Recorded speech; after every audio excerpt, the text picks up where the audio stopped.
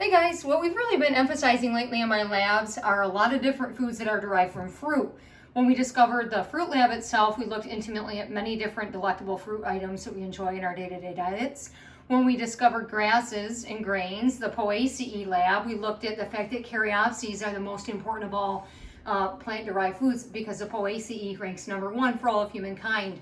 And we also looked at food derived from fruits in the context of the legume lab as well. And we said that those are wonderful sources of dietary protein from the Fabaceae or the bean family. But what we haven't had a chance to do yet is really underscore the importance, in fact, that it's not just the POACE, it's not just the Fabaceae where we have an overabundance of our important for caloric intake, but we also have a lot of other plant families that are vastly important around the world, and a lot of these are called starchy staples. So what I'm going to do with you guys is go through some individual starchy staples right now. I'm going to start with the potato tuber. So we've learned about tubers in lecture. We've talked about them a couple times by now. So you might remember that a tuber is an underground, highly modified what? It's actually stem tissue. How do you know this, right? Not just me telling you that, but how can you actually know this? Let's look very closely at these two potatoes I have here. If you look very closely, you're going to see evidence here of lateral buds that are formed inside each one of these areas here. These are actually what we call eyebrows in potato world. That's because I spent a lot of years of my life studying the potato. But if you look very, very closely at one of these potatoes here, you're actually going to see the buds starting to pop out. This is a huge reminder that that's actually how we cultivate potatoes.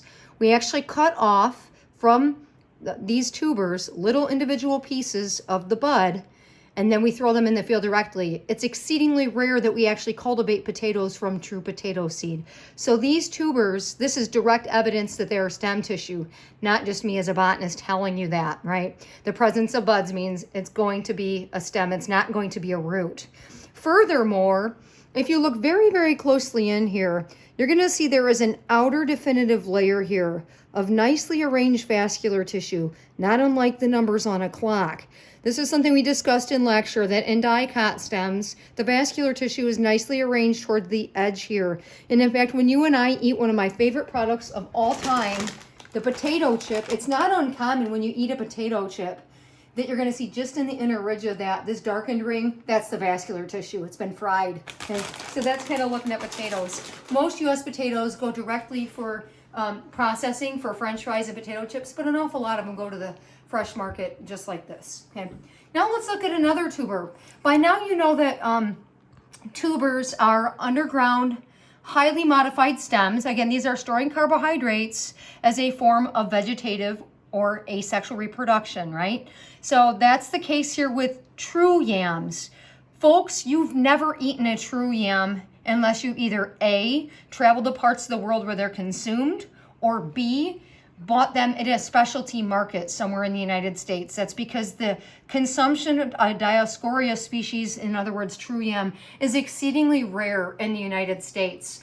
Most yams are appreciable in their size. It's not uncommon at all that they are 1 or 2 meters or longer in length, with weights that easily reach 30 or more kilograms. So I can guarantee nobody here likely has eaten a yam watching this video today. So what has it been all these years that you've been eating, thinking you were eating a yam? Aha, it's this one right here. It's a sweet potato. For some reason in the United States, we like to call sweet potatoes yams just to confuse you at the supermarket. If you actually go down the canned vegetable aisle, look at yams, it says it in quotes, turn around the ingredients, guess what it says?